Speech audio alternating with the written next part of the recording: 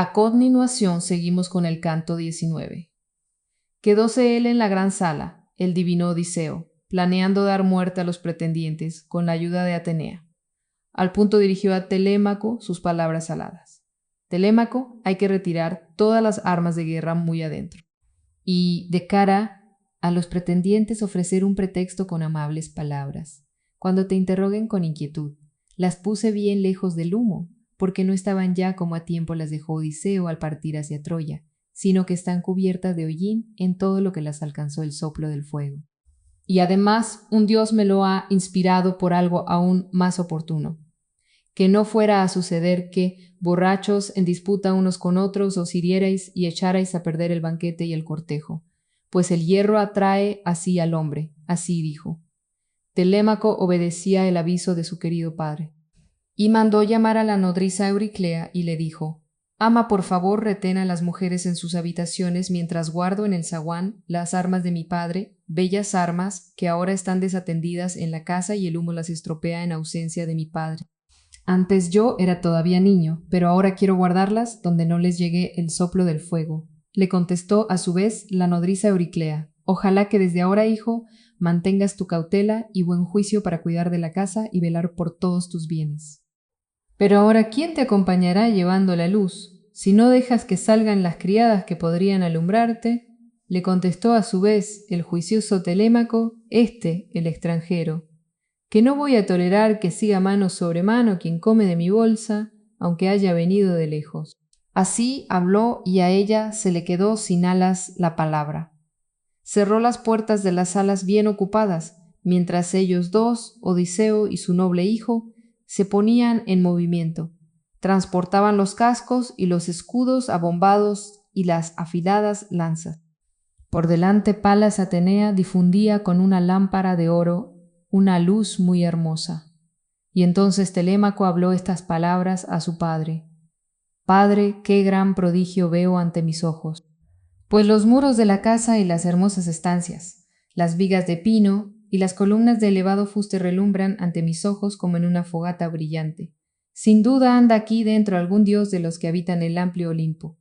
Contestándole dijo el muy astuto Odiseo: «Calla, contén tu imaginación y no preguntes. Tal es, en efecto, el comportamiento de los dioses que tienen el Olimpo. Pero tú ve a acostarte, que yo me quedaré acá para interrogar a las esclavas y a tu madre. Ella, entre lamentos, me dejará enterado de todo», así dijo. Telémaco retiróse a grandes pasos de la sala, entre las ardientes antorchas, para acostarse en su habitación, en donde solía dormir cuando le asaltaba el dulce sueño. Allá entonces se acostó, y allí aguardaba la divina aurora, mientras el divino Odiseo se quedaba en la gran sala meditando, con la ayuda de Atenea, la matanza de los pretendientes. Y bajó desde su cámara la muy prudente Penélope, parecida a Artemis y a la áurea Afrodita. Le habían preparado junto al fuego el sillón en que acostumbraba acomodarse, bien torneado con marfil y plata. Lo había construido tiempo atrás el artista Icmalio. A los pies tenía adosado un escabel fijo al asiento, y sobre éste habían tendido una gran pelliza. Allí se sentó luego la muy prudente Penélope. Acudieron a la gran sala las criadas de blancos brazos, que retiraron la comida sobrante y las mesas y las copas de las que bebían los arrogantes pretendientes. Echaron a tierra el ascua de los braseros y encendieron en ellos otros muchos leños para dar luz y calentar la estancia. Melanto otra vez insultó de nuevo a Odiseo: «Forastero, todavía ahora aquí, en medio de la noche, ¿vas a molestar trajinando por la sala y vas a quedarte espiando a las mujeres? Vamos, lárgate por la puerta, desgraciado, y aprovecha los restos de comida, o bien pronto serás expulsado y golpeado con algún tizón». Mirándola torvamente replicó el muy astuto Odiseo: «Necia, ¿por qué me atacas así con rencorosa furia? Será porque voy sucio y cubro mi cuerpo con míseras ropas, y ando mendigando entre la gente. La necesidad me fuerza a eso. Esa es la condición de mendigos y vagabundos. No obstante, también yo habité feliz una mansión próspera en mi pueblo, y daba limosna a menudo a cualquier vagabundo, a quien era como yo ahora y venía menesteroso de cualquier cosa. Poseía incontables siervos y otras muchas cosas de las que disfrutan los que viven con holgura y se llaman ricos. Pero Zeus Crónida me lo arrebató. Tal fue su voluntad. Así que atiende tú también, mujer, no vayas a perder toda tu arrogancia, con la que ahora brillas entre las siervas, no sea que tu dueña, enojada, se irrite contigo o que vuelva Odiseo. Aún es posible la esperanza. Y en caso de que él hubiera muerto y no tenga regreso, sin embargo, aún vive su noble hijo, Telémaco, por la voluntad de Apolo, y no le pasa inadvertida en su palacio una mujer perversa, que ya no es un niño. Así habló, escuchóle la muy prudente Penélope y regañó a la criada. La llamó y le dijo así: desvergonzada al colmo, perra impúdica, no me pasa inadvertida la infame acción que has hecho y que vas a pagar con tu cabeza, porque estabas bien enterada, ya que me lo habías oído, de que yo quería preguntar en palacio al extranjero acerca de mi esposo, estando tan profundamente apenada. Así dijo, y añadió unas palabras para la despensera. Eurínome, acerca una silla y una piel sobre ella para que el forastero tome asiento, y me escuche y me cuente sus noticias. Estoy ansiosa por preguntarle. Así habló, y aquella al instante trajo, y dispuso la silla bien torneada, y la recubrió con una piel. Sobre ella se sentó el muy sufrido divino Odiseo, y entre ellos comenzó la charla la muy prudente Penélope: extranjero, comenzaré por preguntarte yo misma esto: ¿quién eres y de qué gente? ¿Dónde están tu ciudad y tus padres? Contestándola dijo el muy astuto Odiseo: mujer, ningún mortal en la tierra infinita podría hacerte reproches, pues tu fama llega hasta el amplio cielo, como la de un monarca irreprochable que gobierna temeroso de los dioses sobre numerosos y valerosos súbditos y mantiene firmes sus justas obras, mientras la negra tierra hace brotar trigos y cebadas, y los árboles rebosan de frutos, los rebaños se reproducen sin fin, y el mar prodiga sus peces, gracias a su buen gobierno, y florecen los pueblos bajo su cetro. Sin embargo, pregúntame ahora en esta tu casa otras cosas. No me interrogues sobre mi familia ni mi tierra patria, para no abrumar aún más de dolores mi ánimo al moverme a recordar. Vengo de muchas desgracias, y nada me obliga a ponerme a llorar y gemir en casa ajena, pues es desagradable mostrarse angustiado siempre y sin tregua. No vaya a ser que se muestre irritada contra mí alguna de tus criadas o tú misma, y diga que navego en lágrimas con la mente embotada por el vino. Le contestó al punto la muy prudente Penélope: extranjero, mis atractivos, mi belleza y mi figura las destruyeron los dioses cuando hacia Ilión zarparon los argivos, y con ellos se fue mi esposo, Odiseo. Si él regresara y cuidara de mi vida, mayor sería entonces mi fama y más hermosa. Ahora vivo sin consuelo, pues tantas desdichas ha lanzado sobre mí el destino, que todos los nobles que tienen poderío en las islas, en Duliquio, Seim y la boscosa Zacintos, y los que habitan la despejada Ítaca me cortejan a pesar mío y devoran mi casa. Por eso no atiendo a extranjeros, ni a suplicantes, ni a heraldos siquiera que sirven a su oficio, sino que, añorando a Odiseo, desgarro mi corazón. Ellos apremian la boda, yo tramo mis engaños. Al principio un dios me inspiró en la mente que me pusiera a tejer una tela primorosa y extensa. Enseguida les dije: mis jóvenes pretendientes, puesto que ha muerto Odiseo, aguardad para la boda, aunque estéis ansiosos a que yo concluya este manto. No se me vayan a perder sueltos sus hilos, para sudario del héroe Laertes, para cuando lo derribe el destino funesto de su triste muerte. No vaya a ser que alguno de los aqueos se enfurezca conmigo si queda sin mortaja un hombre que poseyó muchas riquezas. Así dije, y se dejó convencer el ánimo esforzado de aquellos. Luego durante el día tejía la extensa tela y por las noches la deshacía a la luz de las antorchas. De tal modo, durante 3 años los engañé y retuve persuadidos a los aqueos. Pero cuando llegó el 4.º año y volvieron las estaciones, al pasar los meses y correr muchos y muchos días, entonces por medio de las esclavas, perras irresponsables, me descubrieron, y se presentaron y me amenazaron con sus palabras. Así que lo acabé contra mi voluntad, bajo tal amenaza. Ahora no puedo eludir la boda ni hallo ningún subterfugio. Mis padres me apremian mucho a que me case, y mi hijo se enfurece al ver que devoran su hacienda, pues ya es hombre muy capaz de cuidar de su casa y la riqueza que Zeus le concede. Pero a pesar de todo, dime de tu familia, ¿de dónde eres? Pues no has nacido de la encina ni de la roca, según el antiguo dicho. Contestándole a ella, le dijo el muy astuto Odiseo: Venerable esposa de la Artiada Odiseo, ¿no vas a parar de preguntarme por mi estirpe? Bien te la diré, aunque me procurarás más penas de las que tengo ya. Tal es, pues, la condición normal, cuando un hombre anda ausente de su patria tanto tiempo como yo ahora, errando desde ha mucho por las ciudades de otros y soportando penalidades. Pero, incluso así, te voy a decir lo que me preguntas e interrogas. Creta es una tierra que queda en medio del vinoso Ponto, hermosa y fértil, bañada por el mar. Hay en ella muchas gentes, incontables, y 90 ciudades. La lengua de unos y otros se halla mezclada. Hay allí aqueos, eteocretenses de gran ánimo, sidones, dorios de 3 tribus y divinos pelasgos. En ella está Cnosos, gran ciudad, donde reinó 9 años Minos, confidente del gran Zeus, padre de mi padre, el magnánimo Deucalión. Deucalión me engendró y también al soberano Idomeneo, que partió en las combadas naves hacia Troya junto con los Atridas. Mi ilustre nombre es Setón, y soy el menor por nacimiento. Él fue el primogénito y el más fuerte. Hallaseis yo a Odiseo y le ofrecí dones de hospitalidad, pues la fuerza del viento lo arrastró hasta Creta cuando marchaba hacia Troya, desviándolo desde el cabo Maleas. Arribó a Amnisos, donde está la gruta de Ilitía, entre ensenadas difíciles, y a duras penas escapó de las tormentas. Al momento, ascendiendo a la ciudad, vino a preguntar por Idomeneo, pues afirmaba que era huésped suyo, amigo y estimado. Para él aquella era la 10ª o 11ª aurora desde que zarpara con sus combadas naves hacia Troya. Yo le llevé hasta mi palacio y lo hospedé bien, ofreciéndole a las claras como amigo de todo cuanto había en la casa en abundancia. Y a sus otros compañeros que le escoltaban les proporcioné cebada y rojo vino que recolecté en el pueblo y unas vacas para sacrificar de modo que saciaran su apetito.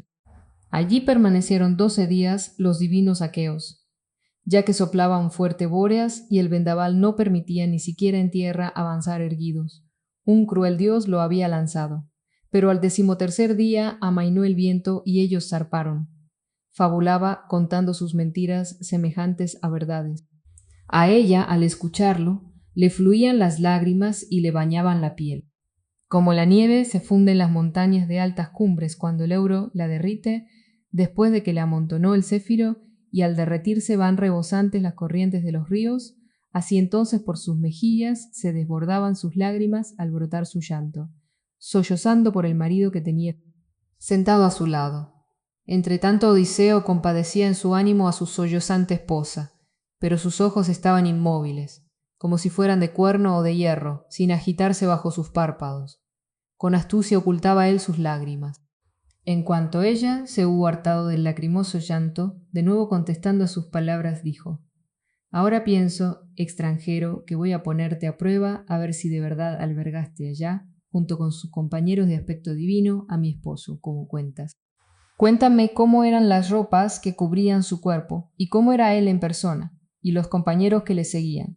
Contestándola dijo el muy astuto Odiseo: Mujer, es difícil, con tanto tiempo pasado, decirlo. Para mí ya van para 20 años, desde que él de allí se fue y se alejó de mi tierra patria. No obstante, te lo diré tal como lo recuerda mi corazón.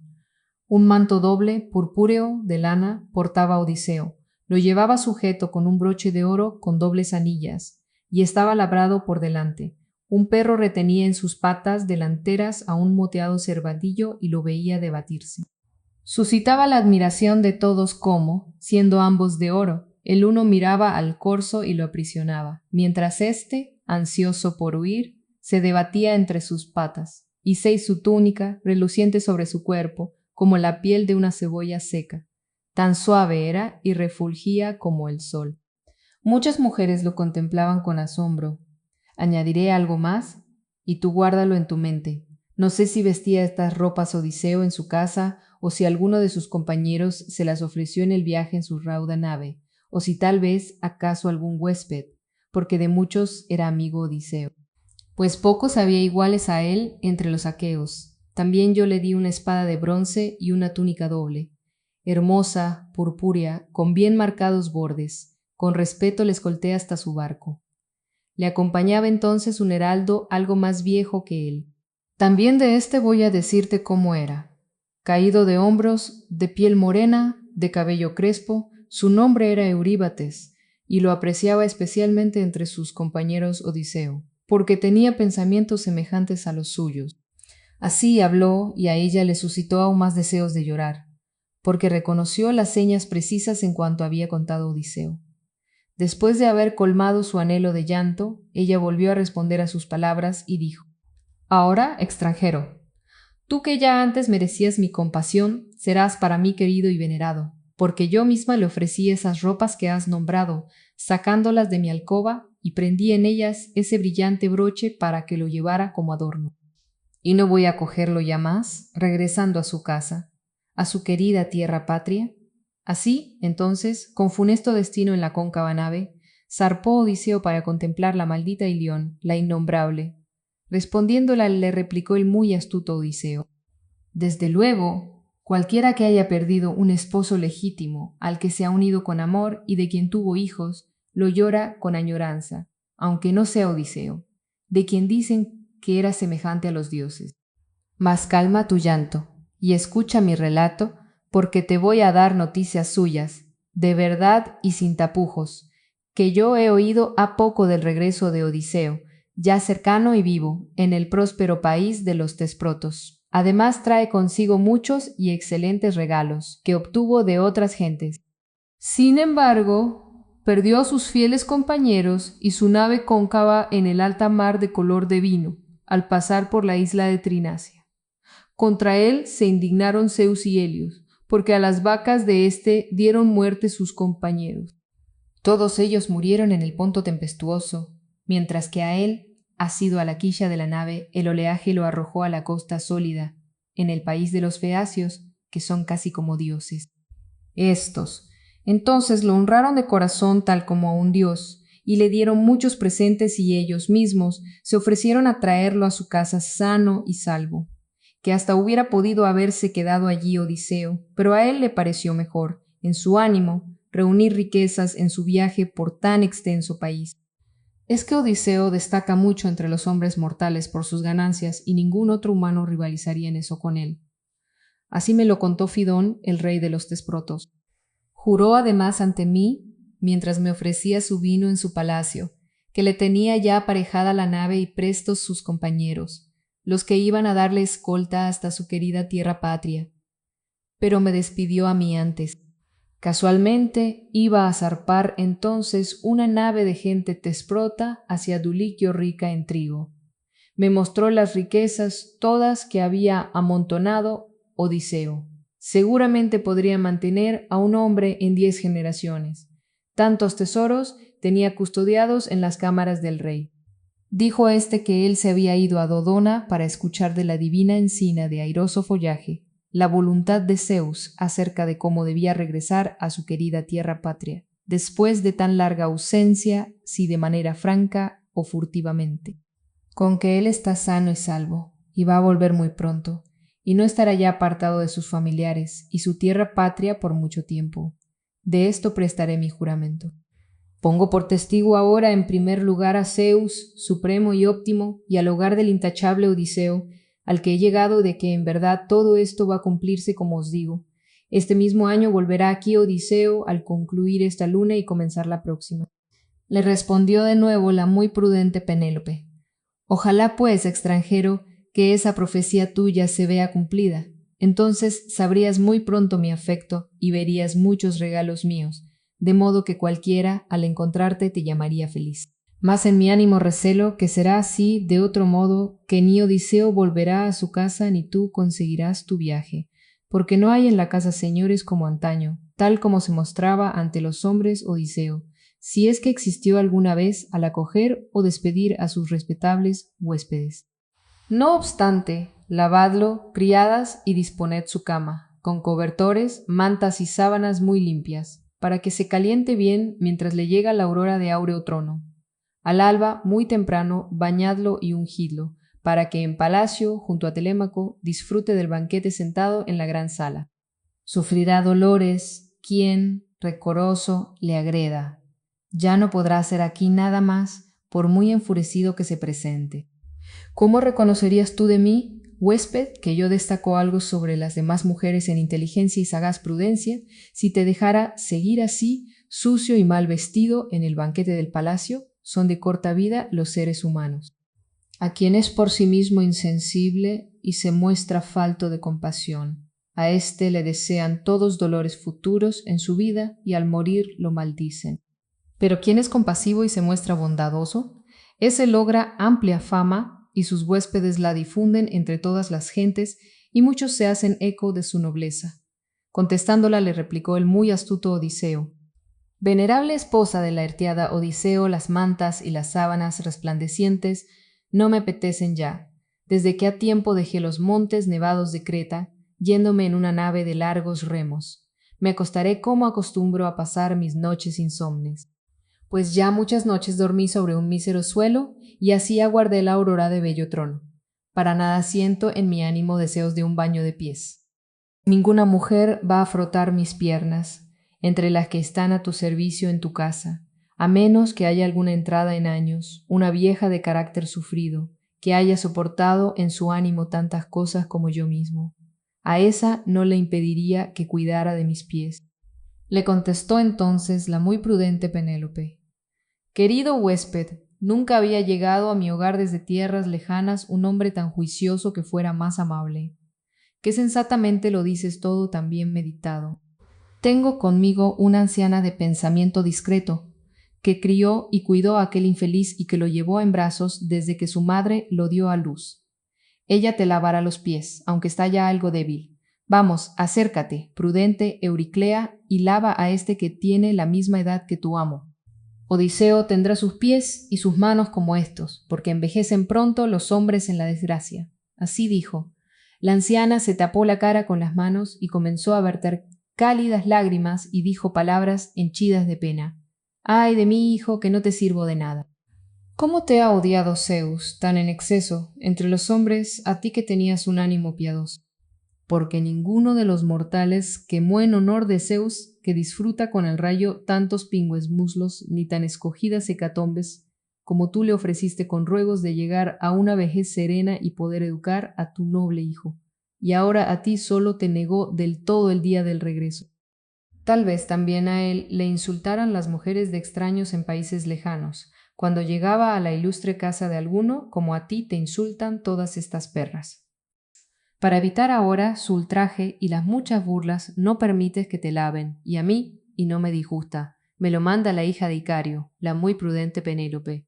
Lo haré también por ti, porque tengo conmovido el corazón por tus desdichas, así que escucha ahora lo que te digo. Muchos extranjeros de sufrido aspecto han llegado hasta aquí, pero te aseguro que nunca hacéis a ninguno tan parecido a Odiseo, como tú te asemejas en el cuerpo, la voz y los pies. Respondiéndola, le dijo el muy astuto Odiseo: Ah, anciana, ¿así lo aseguran cuantos nos vieron ante sus ojos a nosotros dos? Que somos muy semejantes uno a otro, como tú misma notaste y con sensatez proclamas.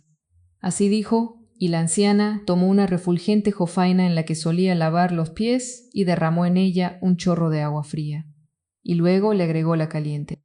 Al momento, Odiseo se sentó junto al hogar y se resguardó en un espacio sombrío, porque de pronto sospechó que, al manosear sus pies, iba a reconocer su cicatriz y todo podía quedar descubierto. Ella se acercó a su señor para lavarlo, y al pronto reconoció la cicatriz que un jabalí le había hecho con su blanco colmillo antaño, cuando él marchaba por el Parnaso con Autólico y los hijos de éste, el noble padre de su madre, que sobresalía entre los hombres en el arte de robar y jurar. Se lo había otorgado el mismo Hermes, ya que en su honor quemaba espléndidos muslos de cabras y corzos, y el dios iba benévolo con ellos. Al llegar Autólico al próspero pueblo de Ítaca encontró al niño pequeño, hijo de su hija. Entonces Euriclea se lo puso en sus rodillas al acabar de comer y le habló y le dijo: Autólico, sugiere tú mismo ahora un nombre que ponerle al hijo de tu hija que tanto has anhelado. Y respondiéndola, habló a Autólico y dijo: Yerno mío e hija mía, ponedle el nombre que voy a deciros. Como yo he suscitado el odio de muchos, hombres y mujeres a lo largo de la tierra fecunda, que su nombre sea, para recordarlo, Odiseo. Yo, por mi parte, cuando él acuda ya muchacho a la morada natal de su madre en el Parnaso, donde tengo muchas riquezas, le obsequiaré bien y os lo enviaré contento de vuelta. Así que luego fue Odiseo a que le diera sus espléndidos regalos, y Autólico y los hijos de Autólico le acogieron con abrazos y palabras cariñosas. Anfítea, la madre de su madre, abrazó a Odiseo, y le cubrió de besos la cabeza y los hermosos ojos.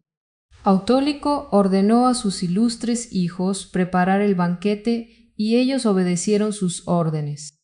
Al momento trajeron un buey de 5 años, lo desollaron y lo preparaban y hacían cuartos, lo desmenuzaban en pequeñas porciones que hábilmente iban ensartando en los espetones y asaban con cuidado y repartían luego en raciones. Así, entonces, todo un día hasta la puesta de sol disfrutaron del banquete y nadie, en su ánimo, echó en falta una equilibrada porción. En cuanto el sol se hundió y sobrevino la oscuridad, se acostaron y recibieron el regalo del sueño. Apenas brilló matutina la aurora de dedos rosáceos. Salieron a cazar a la vez los perros y sus dueños, los hijos de Autólico. Y con ellos iba el divino Odiseo. Ascendieron al abrupto monte del Parnaso, recubierto de bosque, y pronto se adentraban en sus repliegues, batidos por el viento.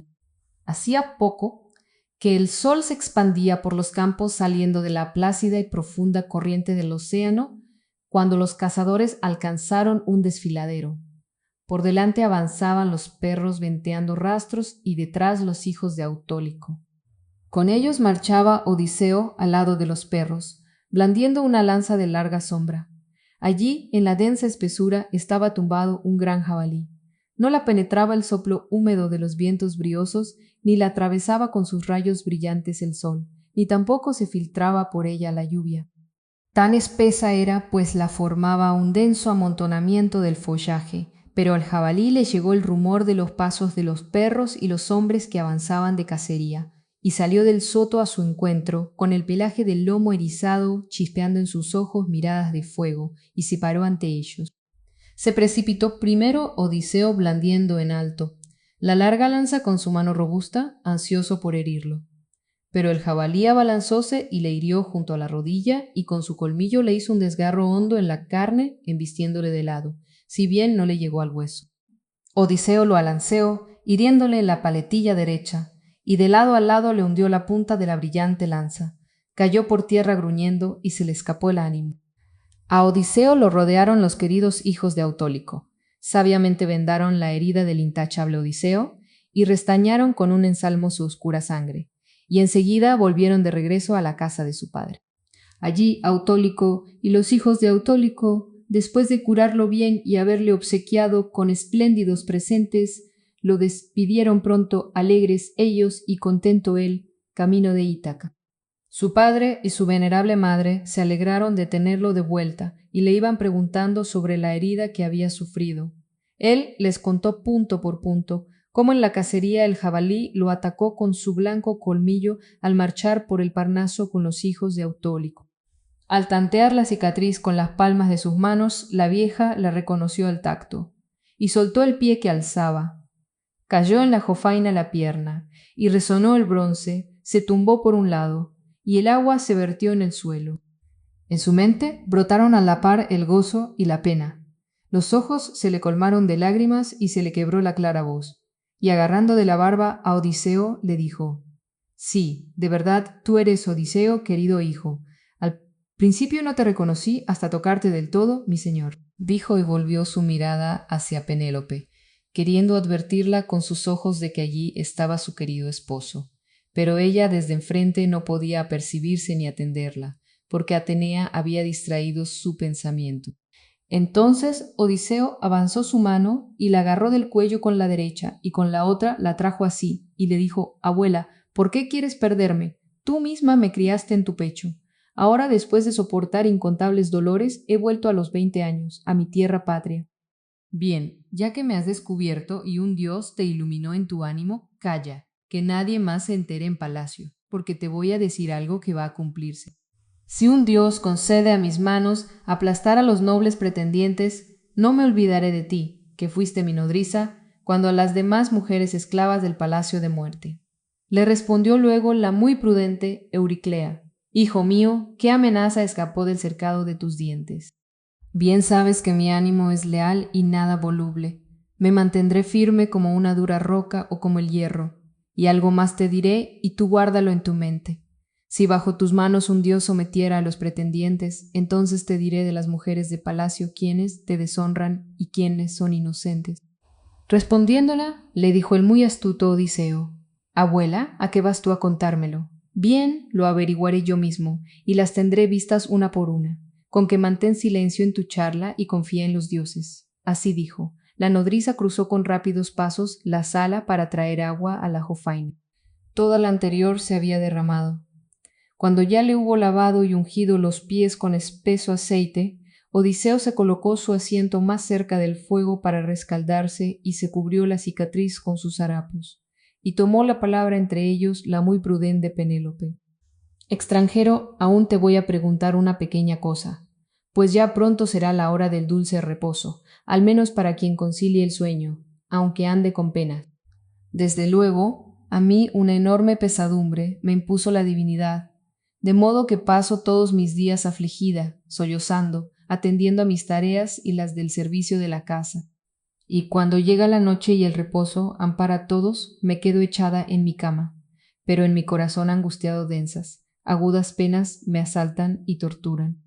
Como antaño la hija de Pandario, el ruiseñor verdoso, canta su bella canción mientras se inicia la primavera, instalado en el denso follaje de los árboles, y vierte en trinos variados su cantarina voz, llorando por su querido hijo, por Ítilo, el hijo del rey Seto, al que mató con la espada en un rapto de locura. Así también mi ánimo se siente tironeado en dos sentidos. No sé si quedarme junto a mi hijo y velando por todo esto, mis bienes, mis sirvientes, y la gran mansión de alto techo, por respeto al lecho de mi esposo y la opinión del pueblo, o si marchar con aquel de los aqueos que resulte el mejor que me corteja en estas salas y que me ofrezca grandes regalos. De boda, mi hijo, mientras fue pequeño y aún con mente infantil, no me permitía casarme y dejar la casa de mi esposo. Pero ahora, que ya es mayor y ha alcanzado la plena juventud, incluso me suplica que salga de una vez de mi palacio, preocupado por su herencia, que se la comen los aqueos. Pues bien, escucha este sueño mío e interprétamelo. En mi casa 20 gansos comen trigo fuera del estanque y disfruto mirándolos. Pero viene del monte un águila grande, de corvo pico, les desgarra a todos el cuello y los mata. Todos quedan tendidos en un montón en mis alas, mientras ella remonta al claro cielo. Por mi parte, yo lloraba y gritaba en mi sueño, y a mi alrededor se reunían las aqueas de bellas trenzas, en tanto que yo sollozaba porque el águila había dado muerte a mis gansos. El águila de nuevo volvió y se posó sobre el alero del tejado, y con voz humana me consolaba y me decía: No temas, hija del muy ilustre Icario, no es un sueño, sino un presagio que se te va a cumplir. Los gansos son los pretendientes y yo que antes era ave, un águila, ahora, en cambio, me transformo en tu esposo, que daré a todos tus pretendientes un infausto destino. Así dijo, y luego me abandonó el deleitoso sueño. Al abrir mis ojos contemplé a los gansos que en el patio picoteaban el grano junto al estanque, como de costumbre. Respondiéndola, le dijo el muy astuto Odiseo: Mujer, no es posible interpretar el sueño buscándole un nuevo sentido, ya que Odiseo mismo te ha explicado cómo va a realizarse. Anuncia la masacre de todos los pretendientes. Ninguno va a escapar de la muerte y su destino funesto.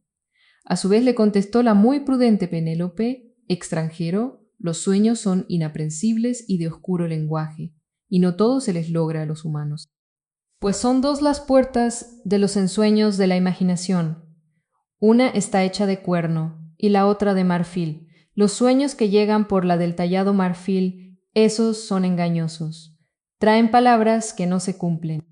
Los que llegan por la puerta de pulido cuerno, esos aportan hechos verídicos, cuando un mortal los atiende. En cuanto a mí, no creo que por esta me haya llegado ese sueño estremecedor. Sería muy agradable para mi hijo y para mí. Te voy a decir algo más y tú guárdatelo en tu mente. Ya se aproxima la aurora de triste nombre que me va a apartar de la casa de Odiseo, porque ahora voy a convocar la prueba de las hachas, las que él en su sala solía colocar una tras otra como puntales de barco, 12 en total, y él apuntando desde lejos solía atravesarlas todas con sus flechas. Ahora voy a invitar a mis pretendientes a ese certamen del arco. Quien más hábilmente tense en sus manos el arco y lance su flecha a través de todas las 12 hachas. Con ese me iré dejando atrás esta casa señorial, tan hermosísima que creo que estaré recordando siempre, incluso en mi sueño.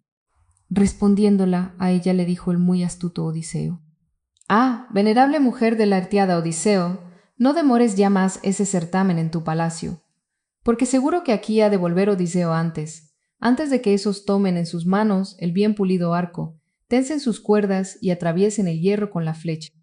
A su vez, le contestó la muy prudente Penélope: si quisieras consolarme, extranjero, sentado a mi vera en esta gran sala, no se vertiría sobre mis párpados el sueño, pero no es posible de ningún modo que resistan sin dormir los humanos.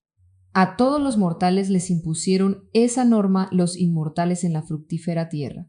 Así que yo, subiendo a mis estancias de arriba, descansaré en mi cama, que está acostumbrada a mis sollozos, bañada de continuo en mis lágrimas desde que Odiseo partió a ver la maldita Troya, de funesto nombre. Allí puedo reposar. Descansa tú en esta sala, o echándote en el suelo, o haciendo que te preparen la cama. Después de hablar así, empezó a subir a sus relucientes estancias, no sola, sino que la acompañaban también las demás, sus criadas, y después de ascender a sus habitaciones con sus doncellas, seguía llorando por Odiseo, su querido esposo, hasta que sobre sus párpados vertió el sueño Atenea, la de los ojos glaucos. Ahora leeremos el canto 20. A su vez, el divino Odiseo se preparaba la cama en el atrio. Extendió una piel de buey sin curtir y luego por encima muchos pellejos de corderos que habían sacrificado los aqueos. Y cuando ya se hubo acostado, le cubrió Eurínome con un manto. Allí se quedó echado Odiseo, planeando en su ánimo insomne castigos a los pretendientes. Desde la gran sala iban y venían las mujeres que solían acostarse con los pretendientes, provocándose unas a otras a risas y jarana. A él se le enfurecía el ánimo en el pecho, y muchas veces vaciló en su mente y su corazón si abalanzarse sobre ellas y darles muerte una a una, o si dejar que se arrejuntaran, una vez más, la última y final, con los soberbios pretendientes. Su corazón por dentro ladraba, como la perra que va y viene en torno a sus débiles cachorros y ladra a un hombre que no conoce, y se dispone a atacarle, así ladraba en su interior, irritado por sus perversas acciones. Pero golpeándose el pecho, habló a su corazón con estas palabras: «Sopórtalo, corazón. Ya antes soportaste otro ultraje aún más desgarrador, aquel día en que el cíclope de incontenible furia se puso a devorar a mis bravos compañeros. Tú lo sufriste hasta que tu astucia te sacó de la cueva donde creíste que ibas a morir». Así dijo mientras refrenaba en el pecho su corazón. Y su corazón, paciente, lo resistía sufriéndolo tenazmente, mientras él se daba vueltas a un lado y a otro, como cuando un hombre sobre una densa fogata ardiente da vueltas a unas tripas llenas de grasas y sangre por un lado y por otro, y espera a que queden bien asadas pronto. Así él se revolvía por aquí y por allí reflexionando en cómo lanzaría sus manos sobre los osados pretendientes, estando él solo, contra muchos. A su vera llegó Atenea, que bajaba del cielo. En su figura semejaba una mujer. Se colocó junto a su cabeza y le dirigió estas palabras: «¿Por qué todavía estás despierto, el más infortunado de los hombres? Esta es tu casa, y en tu casa tienes a tu mujer y tu hijo, que es como cualquiera desearía que fuera su hijo». Respondiéndola, le dijo el muy astuto Odiseo: «Sí, todo eso, diosa, lo has dicho con entera justicia. Pero es que en mi interior mi ánimo anda cavilando esto. ¿Cómo voy a lanzar mis manos sobre esos osados pretendientes estando yo solo? Ellos andan siempre en grupo ahí dentro. Además, estoy meditando en mi mente algo de más alcance. Si, por voluntad de Zeus y tuya, los matara, ¿a dónde podría huir? Te ruego que me aconsejes en esto, le contestó a su vez Atenea de ojos glaucos. Obstinado, cualquiera confía en su compañero, incluso si es menos fuerte y siendo mortal y sin saber tantas artimañas. Y yo soy una diosa, yo que te ayudo en todos tus trabajos. Te lo diré más francamente, incluso si nos rodearan 50 pelotones de hombres de voz articulada, ansiosos de matarnos en el combate, incluso así te apoderarías de sus vacas y pingües ovejas. Así que, déjate dominar por el sueño. Penoso resulta velar insomne toda la noche. Ya vas a escapar de tus males. Así dijo, y derramó el sueño sobre sus párpados, mientras ella de nuevo se iba al Olimpo, la divina entre las diosas, entre tanto que a él lo arropaba el sueño, librando de pena su ánimo, relajando sus miembros, despertaba su sensata esposa.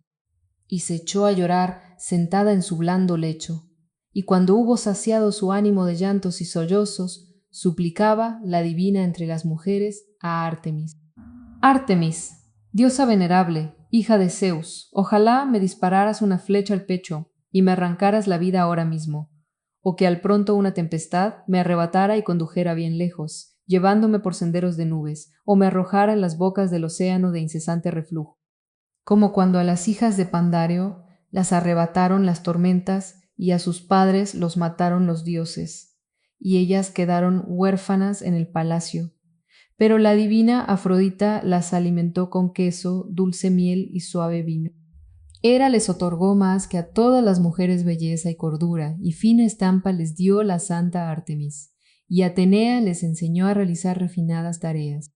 Luego la divina Afrodita se fue al amplio Olimpo a solicitar para las muchachas una pronta y espléndida boda a Zeus, que se goza en el rayo, a él que lo sabe bien todo, la ventura y desventura de los humanos mortales. Entretanto, las arpías raptaron bruscamente a las jóvenes y se las entregaron a las odiosas erinias para que fueran sus esclavas. Ojalá así me aniquilaran los que tienen mansiones olímpicas o me aseteara Artemis de bellos bucles, para que me encamine bajo la odiosa tierra a ver a Odiseo y no proporcione contento a los deseos de algún hombre inferior. Pues la desgracia aún tiene algo de soportable cuando una llora de día, amargamente afligida en el corazón, pero por las noches se refugia en el sueño, que lo hace olvidar todo, cosas buenas y malas, cuando nos cierra los párpados. Mas a mí incluso pesadillas me da la divinidad, porque esta noche a mi lado dormía alguien semejante a él, con la misma figura con que él marchó al frente de su tropa, y mi corazón se alegraba porque me decía que no era sueño, sino ya realidad. Así habló y enseguida llegó la aurora de áureo trono. Mientras ella lloraba, oyó su voz el divino Odiseo. Meditó entonces y le pareció en su ánimo que ella ya lo reconocía y estaba con él en sus pensamientos. Recogió el manto y las pieles en las que había dormido y las dejó en la sala sobre una silla, y se puso a rogar a Zeus alzando las manos.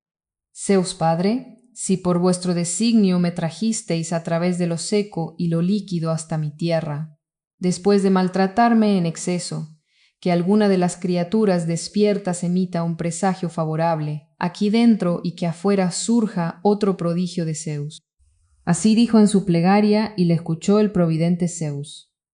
Al momento tronó en el resplandeciente Olimpo, por encima de las nubes. Se regocijó el divino Odiseo.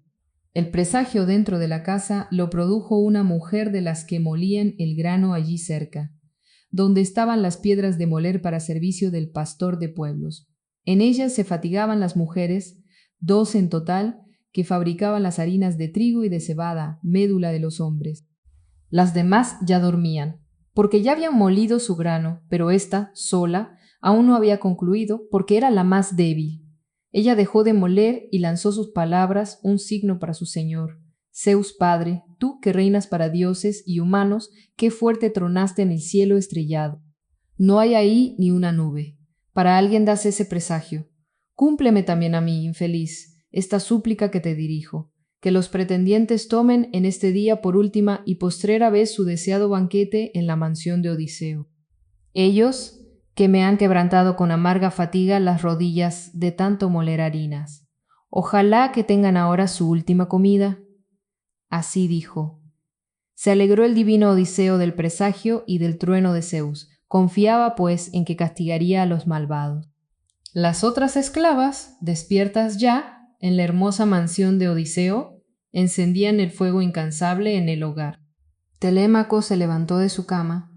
El joven, semejante a un dios, se vistió sus ropas, se colgó de los hombros su afilada espada, y se anudó en los ágiles pies sus bellas sandalias y retomó su excelente lanza coronada por el aguzado bronce. Se detuvo en el umbral y le dijo a Euriclea: «Ama querida, ¿cómo honrasteis en casa al extranjero? ¿Con cama y comida, o anda tirado sin más, despreciado? Pues mi madre es así, aun siendo sensata. De modo sorprendente honra a uno cualquiera de los hombres de voz articulada, uno inferior, y a otro, el mejor, lo desdeña y lo despide». Contestóle, a su vez, la muy prudente Euriclea: «No debes acusar ahora, hijo, a una inocente, porque ése bebió bien sentado su vino, mientras él quiso, y dijo que no tenía más hambre de comida, cuando se le preguntaba. Y cuando vino a acordarse de la cama y del sueño, ella ordenó a sus criadas que le prepararan la cama. Pero él, como quien es del todo infeliz y desdichado, no quiso echarse en un lecho y entre cobertores, sino que sobre una piel de buey sin curtir y entre pieles de ovejas se tumbó en el atrio. Nosotras lo tapamos con un manto». Así dijo, y Telémaco salió a grandes pasos, cruzando la sala y portando su lanza. Detrás de él iban 2 perros de patas veloces. Se dirigió al ágora entre los aqueos de hermosas grebas. Ella, Euriclea, la hija de Ope, Pisenórida, divina entre las mujeres, llamaba a gritos a las esclavas de la casa: «Poneos en marcha, las unas barded deprisa la casa, regad el suelo y en los asientos bien torneados poned las telas de púrpura. Las otras, con esponjas, fregad todas las mesas y lavad las cráteras y las copas de doble asa. Y las demás, a por agua, id por ella a la fuente y salid ya, y volved muy pronto, que no van a tardar en presentarse en la sala los pretendientes, que muy de mañana volverán todos a la fiesta». Así habló, las otras la oyeron y obedecieron enseguida. Unas 20 fueron a la fuente de aguas oscuras, y otras se pusieron a trabajar en la casa con destreza. Acudieron los criados a la faena, los unos al punto y con buen oficio cortaron la leña. Ellas, las mujeres, regresaron de la fuente.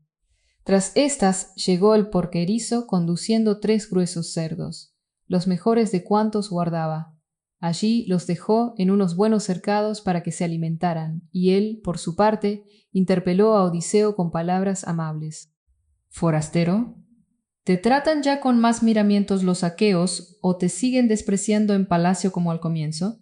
Respondiéndole dijo el muy astuto Odiseo: «Ojalá, Eumeo, castigaran los dioses el ultraje que éstos, en su necia soberbia, prodigan en casa ajena sin tener ni una pizca de vergüenza». En tanto que ellos así charlaban uno con otro, vino allí cerca Melantio, el pastor de cabras, trayendo unas cabras que destacaban entre todas en sus rebaños para la comida de los pretendientes. Otros 2 gañanes le seguían.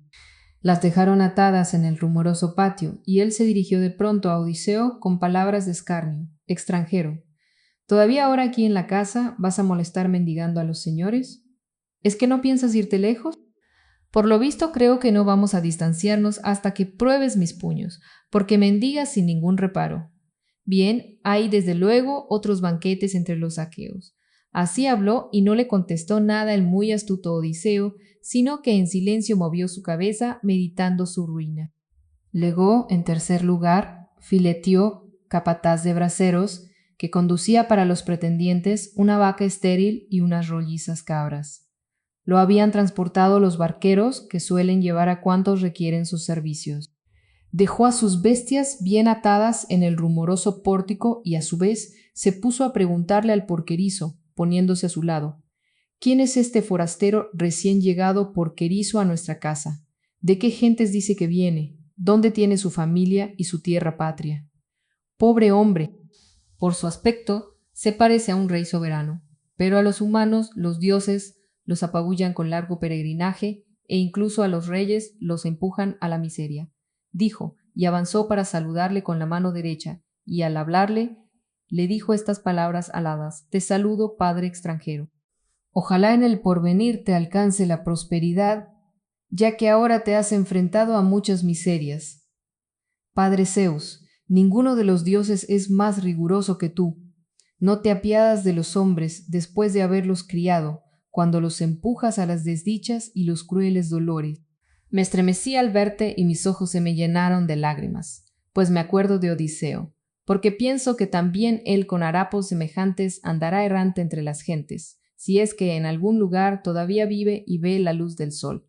¿Acaso ya muerto y está en las moradas de Hades? Ay de mí, ay del irreprochable Odiseo, que me envió a guardar sus vacas, siendo yo niño, al país de los cefalenios. Ahora son ya incontables, y a ningún hombre podría crecerle más, en modo alguno, la manada de vacas de ancha frente. A estas otros me ordenan traerlas para comérselas ellos. En nada respetan a su hijo en su casa, ni temen el castigo de los dioses, pues están ya ansiosos por repartirse los bienes del soberano a tanto ausente. Por eso a mí el ánimo en el pecho a menudo se me subleva. Sería gran vileza, viviendo su hijo, marchar a la tierra de otros llevándome sus vacas hacia gentes extrañas, pero es aún peor permanecer aquí con unas vacas ya ajenas para soportar pesares sin hacer nada. En efecto, ya me habría yo escapado y amparado con otro de los reyes poderosos, ya que las cosas se han puesto insoportables, pero aún pienso en aquel desdichado, en si acaso volviera de cualquier parte y pusiera en desbandada a los pretendientes de su palacio. Respondiéndole, le dijo el muy astuto Odiseo: vaquero, puesto que no pareces un hombre malvado ni necio, y reconozco por mí mismo que hay sensatez en tu mente, por eso te voy a decir lo siguiente y lo afirmaré con un gran juramento.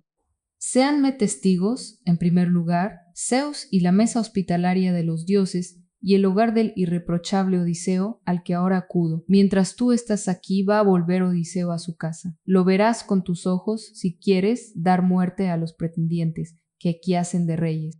Le replicó, a su vez, el hombre que guardaba sus vacas: ojalá, forastero, Zeus te cumpliera esas palabras, conocerías cuál es mi fuerza y qué pueden mis manos. Así, por su parte, oró Eumeo a todos los dioses que volviera el muy sagaz Odiseo a su hogar. Mientras que ellos cruzaban tales palabras, los pretendientes tramaban la muerte y el final de Telémaco. Mas a ellos les apareció por la izquierda un augurio, un ave de alto vuelo, que llevaba una trémula paloma. Anfínomo se hizo con la palabra entre ellos y exclamó: amigos, ¿no nos va a salir bien esta intriga de la muerte de Telémaco? Así que dediquémonos al banquete. Así dijo Anfínomo, y a los demás les complació su consejo.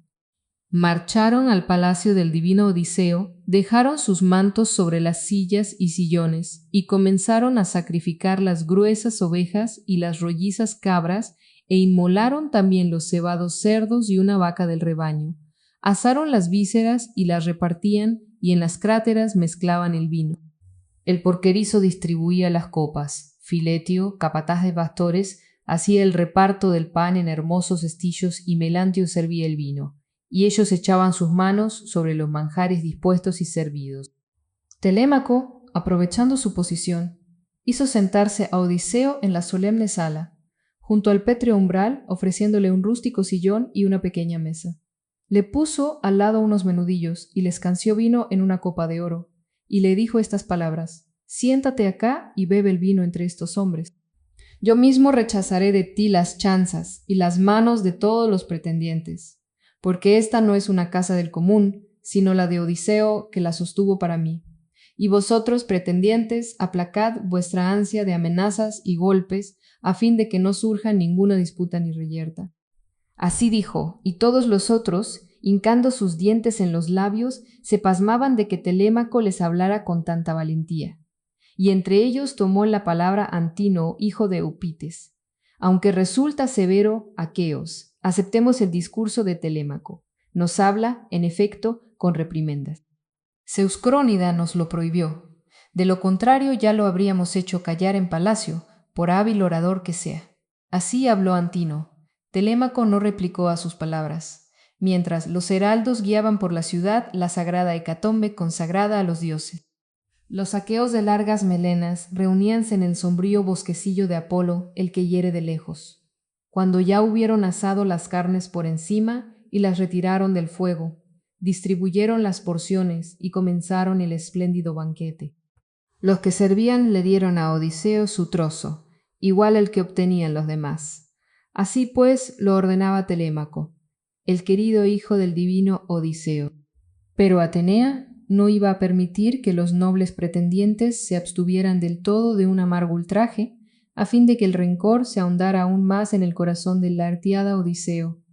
Había entre ellos un tipo de notable insolencia. Su nombre era Tésipo y tenía su hogar en Same. Este, confiado en las riquezas de su padre, cortejaba a la esposa de Odiseo de larga ausencia. Y él, entonces, habló hacia sus soberbios compañeros: «Prestadme atención, ilustres pretendientes, a lo que voy a deciros. Ya tiene el extranjero desde hace un rato su porción, según le toca, equitativa. Pues no es bello ni justo despreciar a los huéspedes de Telémaco, sea quien sea el que acuda a esta casa. Pues bien, ahora también yo le daré un regalo, para que él lo transmita en pago de servicios a su bañero o a otro cualquiera de los siervos que hay en la casa del divino Odiseo». Diciendo así, cogió una pezuña de buey de la bandeja y se la arrojó con su robusta mano. Pero Odiseo la esquivó bajando rápido su cabeza, mientras con rabia sonreía con gesto sardónico. La pezuña rebotó en el sólido muro y Telémaco riñó a Tésipo con estas palabras: «Tésipo, de cierto que así ha sido mejor para tu vida. No alcanzaste al huésped, ya que él evitó tu golpe. De otro modo te habría atizado con mi aguda lanza en pleno pecho, y tu padre, en lugar de una boda, te habría procurado aquí una tumba. Por tanto, que ninguno de vosotros dé más muestras de violencia en mi casa. Porque ahora observo bien y me entero de cuanto sucede, lo bueno y lo malo. Antaño todavía era niño, no obstante, todavía soportamos lo que vemos, los ganados degollados y el vino bebido y los banquetes. Pues es difícil que uno solo contenga a muchos. Con que vamos, no me causéis más daños con ánimo hostil. Si ya estáis ansiosos por darme muerte con el bronce, incluso yo lo preferiría y sería mucho mejor quedar muerto que contemplar una y otra vez esos hechos infames, que se insulte a mis huéspedes y que se arrastre desvergonzadamente a las mujeres de mi servicio por estas hermosas estancias». Así dijo. Todos los otros se quedaron sin responder, en silencio. Al rato tomó la palabra por fin Agelao, hijo de Damástor. «Amigos, que ninguno se encolerice por unas frases justas y replique con palabras cargadas de violencia. Ni ofendáis en nada al extranjero, ni a ningún otro de los siervos que hay en la casa del divino Odiseo. Pero a Telémaco y a su madre yo quiero darles un consejo benévolo, por si les pareciera bien a ambos en el corazón.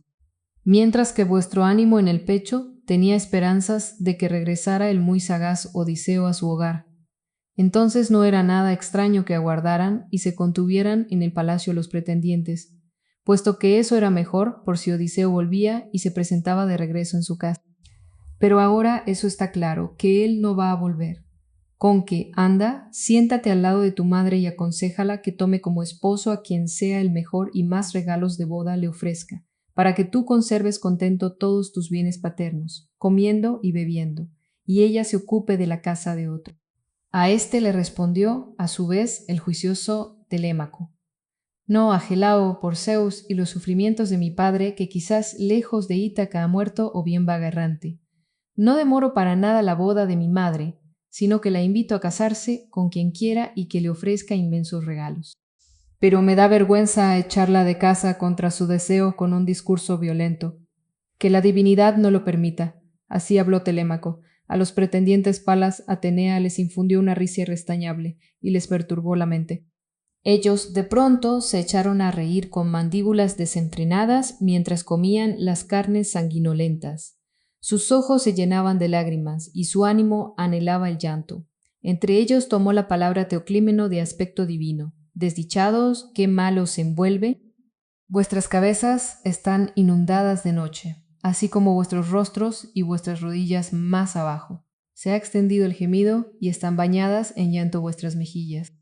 De sangre veo regados los muros y los hermosos intercolumnios, y lleno el atrio y rebosante el patio de fantasmas que se precipitan en su marcha al Hades en tinieblas. Y el sol se ha apagado en el cielo y una maligna tiniebla nos invade». Así dijo, y todos los demás se rieron de él a placer. Entre ellos se puso a vocear Eurímaco, hijo de Pólibo. Anda loco este extranjero recién llegado de otras tierras. Así que a toda prisa despachadlo fuera de la casa, que se vaya a la plaza, ya que le parece que aquí es de noche. Le replicó de nuevo Teoclímeno de aspecto divino.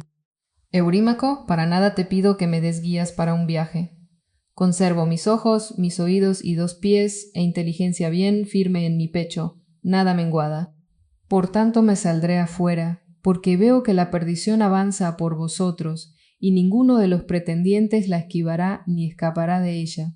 Vosotros que en la casa del heroico Odiseo ofendéis a los demás y maquináis locuras sin freno. Después de hablar así, se salió de la bien poblada mansión y se fue a la de Pireo, que le hospedó de buen grado. Todos los pretendientes, mirándose unos a otros, trataban de irritar a Telémaco, riéndose de sus huéspedes. Así decía entonces uno de aquellos jóvenes prepotentes: Telémaco, nadie tiene unos huéspedes más ruines que tú. Ahí tienes a ese vagabundo pedigüeño, menesteroso de pan y de vino, en nada inclinado a trabajos ni esfuerzos, que es solo un fardo inerte de tierra, y por otro lado a ese individuo que se levantó a dar profecías. ¿Con qué? A ver si me haces caso, lo mejor sería para ti lo siguiente: que metas en una nave bien cerrada a tus huéspedes y mándalos a los sículos, a ver si así puedes sacar algún beneficio de su venta. Así decían los pretendientes. Pero él no hacía ningún caso a sus palabras, sino que en silencio miraba a su padre, aguardando una y otra vez a que él echara sus manos sobre los desvergonzados comensales. La hija de Icario, la muy prudente Penélope, había colocado su elegantísima silla allí delante de los pretendientes y escuchaba, en la sala, las palabras de cada uno. Desde luego que se habían preparado un banquete alegre, entre risotadas y a su gusto, porque habían sacrificado muchos animales. Pero no podía darse ningún festín más amargo que el que pronto iban a ofrecerles la diosa y el intrépido héroe. Ya ellos se anticipaban a tramar sus desdichas. Continuamos con el canto 21. La diosa de ojos glaucos, Atenea, inspiró en la mente a la hija de Icario, la muy prudente Penélope, proponer a los pretendientes el arco y el grisáceo hierro, instrumentos del certamen y origen de la matanza en el palacio de Odiseo. Subió por la alta escalera de su casa y tomó en su fuerte mano la bien torneada llave hermosa broncínea de empuñadura de marfil, y echó a andar con sus criadas hacia el aposento del fondo. Allí guardaba los tesoros del rey, el bronce, el oro y el bien trabajado hierro. Allí estaban el arco flexible y la aljaba portadora de flechas, y en ella había un manojo de dardos funestos. Se los había dado como regalo cuando él estuvo en la Lacedemonia, su huésped, Ífito Eurítida, semejante a los inmortales. Los dos se encontraron mutuamente en Mesenia, en casa del sagaz Ortíloco. Allí llegó Odiseo a cobrar una deuda que le debía todo el pueblo, porque de Ítaca los hombres de Mesenia se habían llevado en sus naves de muchos bancos 300 ovejas junto con sus pastores. Por eso emprendió su gran viaje de embajada, aunque era un muchacho. Lo enviaron entonces su padre y los ancianos. Ífito, por su lado, iba buscando sus yeguas, las 12, que le habían desaparecido, y con ellas unos mulos robustos. Estas le atrajeron luego la muerte y el destino fatal. Cuando se enfrentó al valeroso hijo de Zeus, el héroe Heracles, realizador de grandes trabajos, que lo mató aunque era su huésped en su propia casa. Ingrato. No sintió temor a la venganza de los dioses ni respeto a la mesa que le había agasajado. Al punto lo mató allí, y se quedó él con los caballos de sólidas pezuñas en su palacio.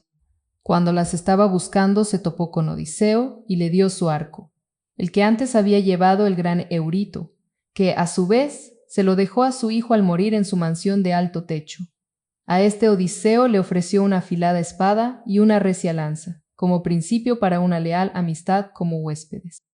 Pero no se frecuentaron uno a otro en la mesa, ya que antes el hijo de Zeus dio muerte a Ífito Eurítida, semejante a los inmortales, el que le había dado el arco.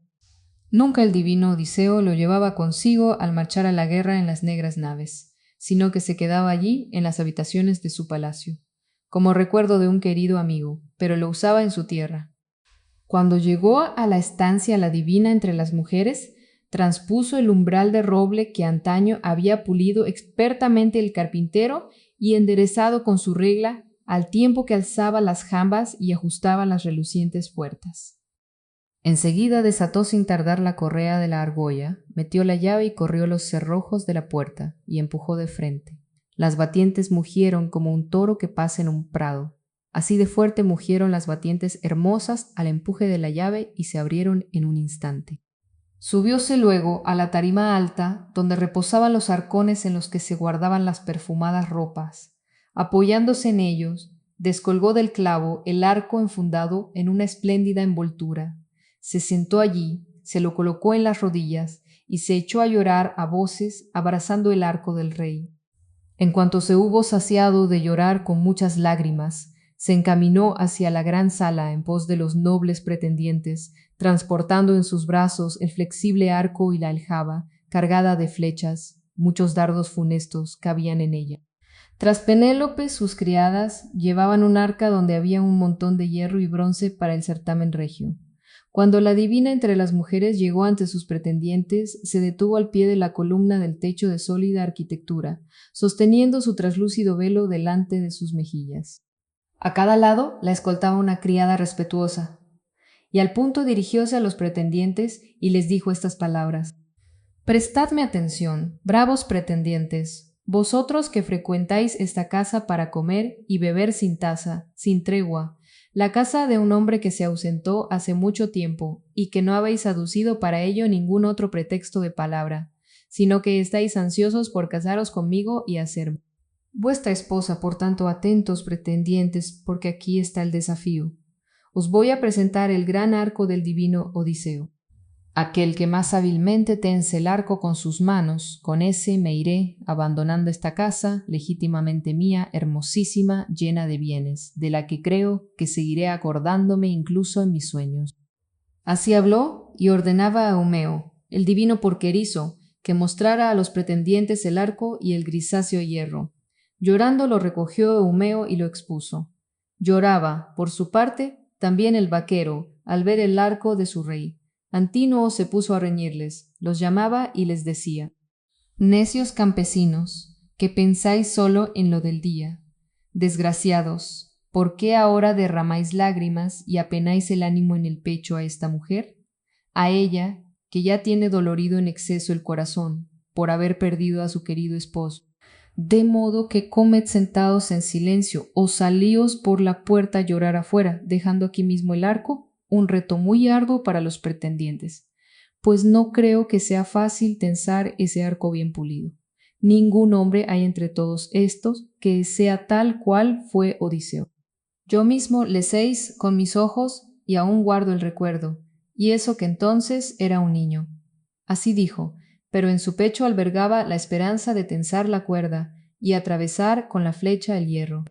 Ahora bien, él iba a ser el primero en probar la flecha disparada por las manos del intachable Odiseo, a quien deshonraba aposentándose en su casa y jaleando a sus compañeros.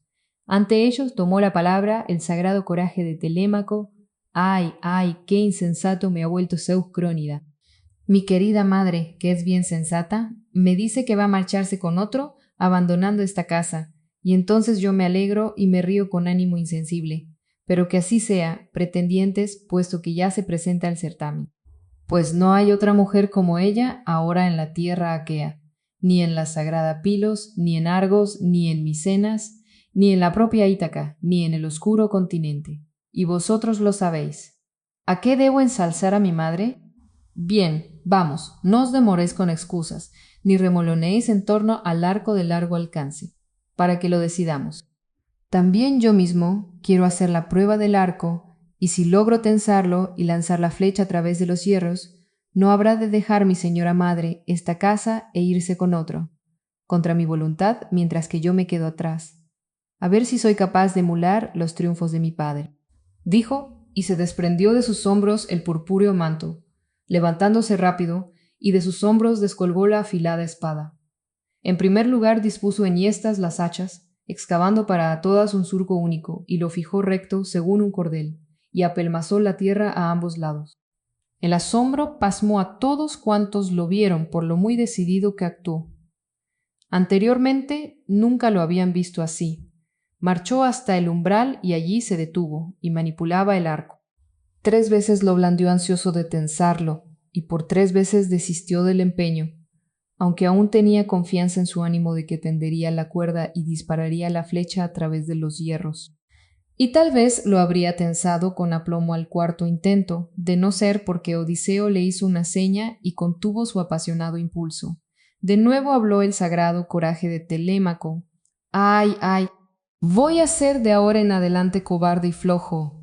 ¿O es que todavía soy muy joven y aún carezco de confianza en mis brazos para responder a un enemigo cuando alguno me ofenda? Pero venid vosotros, que sois mejores que yo en vigor y probad el arco, y pongamos fin al certamen. Diciendo esto, dejó el arco en el suelo y se alejó, apoyándolo en las hojas de la puerta, ajustadas y bien pulidas. Y allí, en una bella argolla, depositó la aguzada flecha, y fue a sentarse de nuevo en la silla de la que se había levantado. Entre los otros tomó la palabra Antino, hijo de Eupites. Compañeros, acercaos uno tras otro, empezando por la derecha y a partir del sitio en donde se escancia el vino. Así habló Antino, y les pareció bien el consejo. Levantóse el primero Heliodes, hijo de Énope, que tenían como adivino y que se sentaba muy al fondo siempre, junto a la hermosa crátera. Era el único a quien le eran odiosos los excesos y se enfadaba con todos los pretendientes. Este fue el primero en tomar el arco y la aguzada flecha. Fue hasta el umbral y se detuvo para armar el arco, pero no llegó a tensarlo, ya que antes se fatigó de estirar la cuerda en sus manos no encallecidas, flojas, y dijo a los pretendientes: Amigos, no lo tenso, que lo intente ahora otro. Este arco va a privar a muchos pretendientes del ánimo y la vida, y estará así bien, pues acaso es mucho mejor estar muerto que vivir sin conseguir aquello por lo que nos reunimos acá, esperando un día tras otro. Hasta ahora cualquiera tiene en su mente esperanzas y deseos de casarse con Penélope, la compañera de Odiseo, pero en cuanto pruebe el arco y vea el resultado, ya puede irse a cortejar a cualquiera de las aqueas de bellos peplos e intentar obtenerla con sus regalos de boda. Ella puede casarse con quien más regalos le ofrezca y le esté destinado.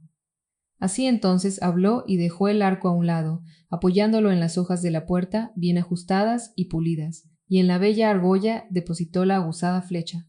Luego se sentó de nuevo en la silla de la que se había levantado.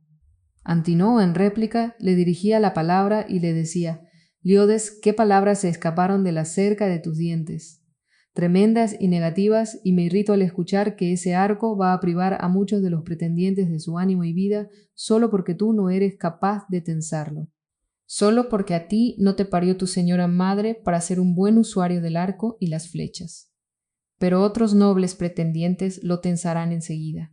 Así habló y dio órdenes a Melantio, pastor de cabras. Venga ya, enciende el fuego en el salón, Melantio, y prepara un gran sillón y unas pieles sobre él. Saca un gran bola de sebo de ahí dentro para que los jóvenes la calentemos y tras untarle la grasa probemos el arco y concluyamos la prueba. Así habló, y al momento Melantio se puso a encender el fuego infatigable, y acercóle un gran asiento y unas pieles sobre él, y sacó una gran bola de sebo del interior de la casa. Con esto los jóvenes calentaron el arco y lo probaban, pero no lograban tensarlo y andaban muy faltos de fuerza. Quedaban solo Antínoo y Eurímaco de divino aspecto, los caudillos de los pretendientes. Eran con mucho los más destacados por su valía. De la mansión salieron juntos a la vez ambos, el vaquero y el porquerizo del divino Odiseo, y detrás de ellos salió de la casa el divino Odiseo. Tan pronto como se hallaron fuera de las puertas y el atrio, tomó él la palabra y les hablaba con amables términos. Vaquero y tú, porquerizo, quisiera deciros algo. O voy a ocultarlo, mas mi ánimo me impulsa a decíroslo. ¿Seríais capaces de pelear por Odiseo si él llegara de donde fuera hasta aquí, de improviso, y el destino lo condujera? ¿Lucharíais a favor de los pretendientes o por Odiseo? Decídmelo tal como vuestro corazón y vuestro ánimo os lo indiquen.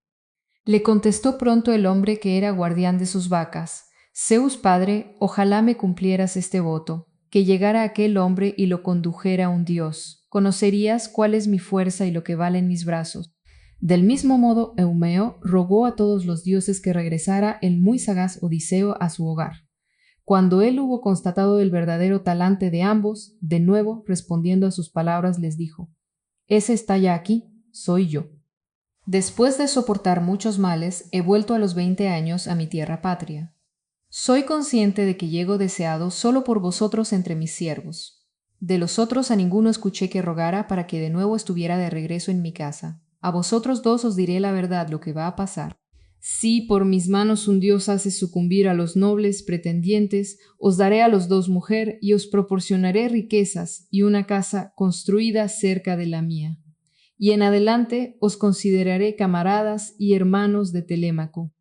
Pero venga, voy a mostraros otra señal muy clara, a fin de quedar bien reconocido y con plena confianza en vuestro ánimo.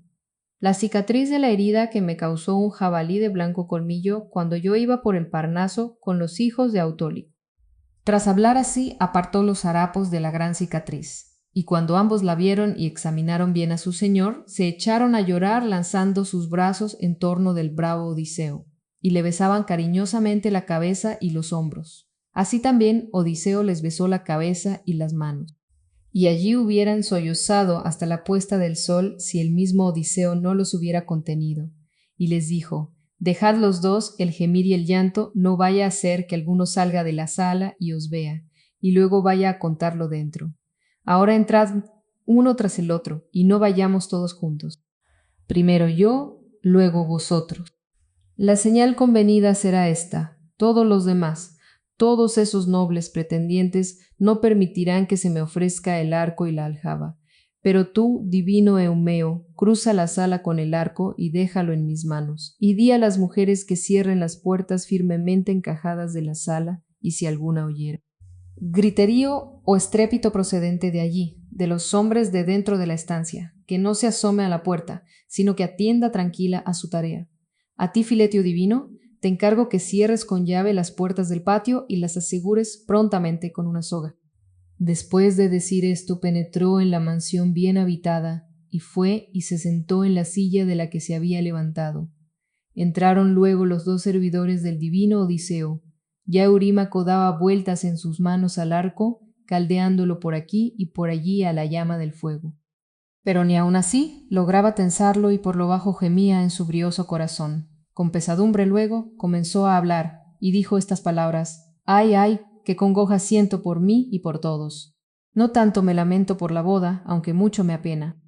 Hay, desde luego, otras muchas aqueas, unas en la misma Ítaca batida por el mar y otras en otras ciudades, sino porque tan faltos estamos de la fuerza del divino Odiseo que no conseguimos armar su arco. Será baldón infame para nosotros cuando lo sepan los del futuro». Le contestó a su vez Antínoo: «Hijo de Eupites, Eurímaco no va a ser así. Tú mismo lo sabes, pues ahora es en esta región la fiesta santa del dios. ¿Quién podría tensar el arco? Pero esperad tranquilos. En cuanto a las hachas, podemos dejarlas ahí enhiestas. Nadie, pienso, va a llevárselas entrando en el salón de Laertia de Odiseo. Con que vamos, que el copero comience a servir las copas para que hagamos las libaciones y dejemos reposar el curvo arco. Ordenad que al alba Melantio, el pastor de las cabras, traiga unas cuantas, las mejores de todos los rebaños, a fin de que, después de ofrendar los muslos a Apolo arquero, probemos de nuevo el arco y concluyamos la prueba». Así habló Antínoo y los demás aprobaron su consejo. Los heraldos les derramaron agua sobre las manos, los mozos colmaron de bebida las cráteras hasta el borde, y sirvieron a todos empezando a llenar las copas. Y ellos hicieron sus libaciones y bebieron cuanto quiso cada uno. Entre ellos tomó la palabra, meditando engaños, el muy astuto Odiseo: «Prestadme atención, pretendientes de la muy ilustre reina, para que os diga lo que me dicta mi ánimo en mi pecho. A Eurímaco, ante todo, y a Antínoo de aspecto divino, le suplico, ya que él ha dicho este consejo de modo atinado, que ahora dejen el arco y lo confíen a los dioses. Por la mañana el dios dará fuerza a quien él quiera. Pero vamos, prestadme el arco bien pulido para que después de vosotros ponga a prueba mis brazos y mi fuerza, a ver si aún me queda vigor como el que antes tenía en mis flexibles miembros, o ya mi vagabundear y la vida azarosa lo han arruinado». Así dijo, Todos los otros se indignaron de modo tremendo, temerosos de que él tensara el arco bien pulido. En réplica, Antino tomó la palabra y dijo: «Ah, condenado extranjero, no tienes ni pizca de seso. ¿No te contentas con que ya comes con nosotros los príncipes a tus anchas y que no careces de nada en el banquete e incluso oyes nuestras palabras y charla? Ningún otro forastero y mendigo asiste a nuestras conversaciones.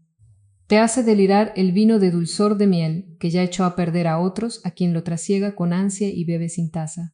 El vino también trastornó al centauro Euritión, el muy famoso, en el palacio del magnánimo Pirito, cuando fue a visitar a los lápitas.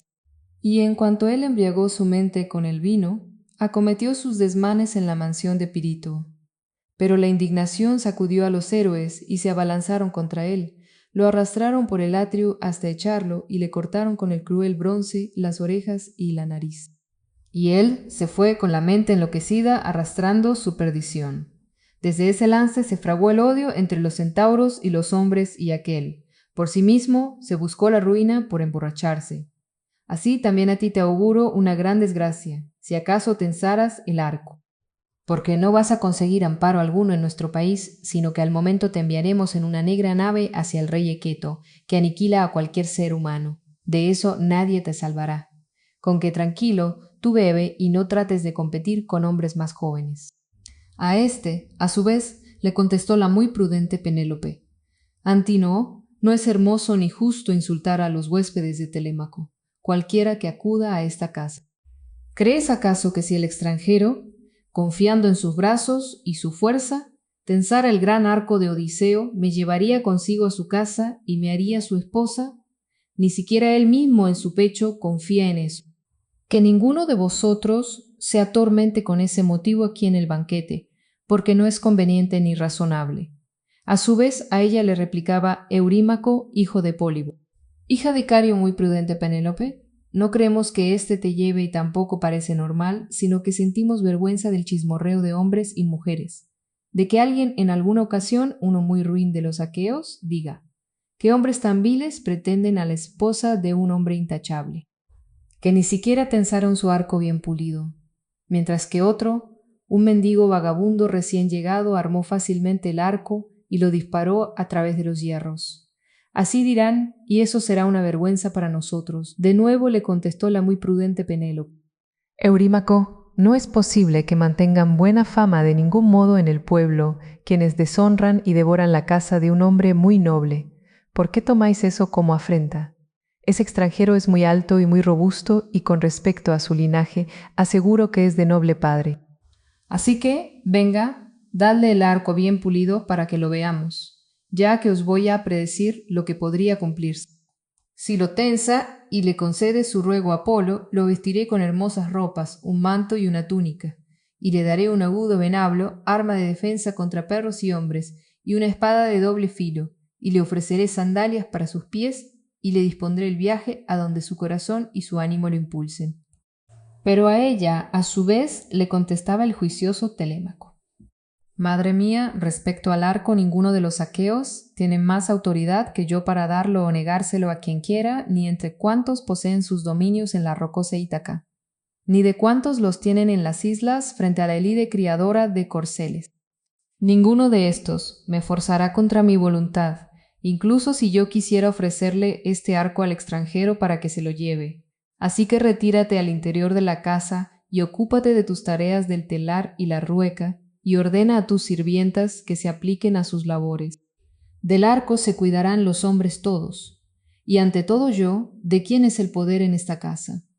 Ella, asombrada, se retiró pronto a pasos raudos de la estancia, y obedeció en su ánimo el consejo juicioso de su hijo. Tras subir al piso de arriba con las mujeres a su servicio, se echó a llorar por Odiseo, su querido esposo, hasta que el dulce sueño vertió sobre sus párpados Atenea de ojos glaucos. Entretanto el divino Porquerizo tomó en sus manos el curvo arco y se lo llevaba, mientras los pretendientes alborotaban en las salas. Así decía uno, cualquiera de los soberbios pretendientes: «¿A dónde vas con el curvo arco, alocado Porquerizo, perturbado? Pronto te devorarán los rápidos perros, lejos de los humanos, entre esos cerdos que tú crías, si Apolo y los demás dioses inmortales nos son propicios». Así gritaban, y el que lo llevaba lo volvió a dejar en su lugar, amedrentado, ya que eran muchos quienes le increpaban en la sala. Pero Telémaco, desde el otro lado, le gritaba con amenazas: «Viejo, sigue con el arco, no te irá bien si obedeces a todos. Cuida de que, aun siendo yo más joven, no te persiga hasta el terruño apedreándote. En fuerza soy muy superior a ti. Ojalá que así aventajara a todos cuantos están ahora en mi casa y fuera más fuerte por mis manos y mi vigor que los pretendientes. Entonces expulsaría yo violentamente de nuestra casa a toda esa gente que aquí maquina maldades». Así habló, y al punto se rieron jocosamente de él todos los pretendientes y distendieron su tensa cólera gracias a Telémaco. El porquerizo transportó el arco a través de la sala y al llegar junto al audaz Odiseo lo puso en sus manos. Luego llamó aparte a la nodriza Euriclea y le dijo: «Telémaco te ordena, sensata Euriclea, que cierres las puertas de firme ensamblaje, y que si luego alguien escucha dentro de este recinto estrépito o griterío de los hombres, no venga a asomarse a través de la puerta, sino que calle y se ocupe de su tarea». Así dijo, y para ella no fue un consejo alado. Cerró las puertas de la sala bien poblada. Silenciosamente Filetio se deslizó por las puertas del palacio y cerró enseguida el portón del patio de buenas tapias. Había bajo el pórtico una soga de una nave veloz hecha de papiro. Con ella sujetó las puertas y luego regresó. Se sentó entonces en el asiento del que se había levantado mirando a Odiseo. Manejaba ya él el arco, le daba vueltas por todos lados, lo probaba aquí y allí, por si la carcoma había roído el asta de cuerno en la ausencia de su dueño. De modo que así dijo alguno al verlo de cerca: «Es un experto y entendido en arcos. Sin duda que también él guarda alguno así en su hogar, o al menos ha pensado fabricárselo. De tal modo lo zarandea en sus manos arriba y abajo el vagabundo cargado de desdichas». Al otro lado, otro de los jóvenes pretenciosos decía: «Ojalá que éste saque de él tanto provecho como capacidad va a tener para tensarlo». Así comentaban entonces los pretendientes. Pero el muy astuto Odiseo, después de haber sopesado el arco y remirarlo por todos lados, como cuando un hombre experto en la lira y el canto tensa hábilmente la cuerda en torno a una nueva clavija, anudando por las puntas la tripa bien retorcida de oveja. Así, sin esfuerzos, armó su gran arco Odiseo. Agarrando con la mano derecha el nervio, lo probó. La cuerda resonó agudamente, con un chillido semejante al de una golondrina. A los pretendientes les inundó tremenda angustia y a todos se les cambió el color. Zeus retumbó fuerte dando sus señales, y se alegró al punto el muy sufrido divino Odiseo de que le mandara su augurio el hijo de Crono de retorcidamente. Asió una flecha rauda que estaba sobre la mesa, desnuda. Las demás yacían todas a cubierto dentro de la aljaba hueca. Pronto iban a probarlas los aqueos. La encajó en el ángulo y tiró de la cuerda y las barbas desde su sitio, sentado en la silla, y disparó la flecha, apuntando al frente, y no erró ninguna de las hachas desde el primer agujero. El dardo de Broncínea a punta las traspasó y salió al final. Dijo entonces a Telémaco: «Telémaco, el huésped sentado en tus alas, no te deshonra. No ha errado el blanco y ni siquiera se fatigó al tensar el arco. Aún conservo firme mi coraje y no soy como me calumnian con sus insultos los pretendientes. Ahora es tiempo de tener dispuesta la cena para los aqueos, mientras hay luz, y proponerles que la disfruten a fondo, con el canto y la lira, que son el coronamiento del festín», dijo e hizo una seña con las cejas. Se ciñó su aguda espada Telémaco, el hijo querido del divino Odiseo, y empuñó en su mano la lanza, y se puso erguido a su lado junto a su silla con su yelmo de llameante bronce.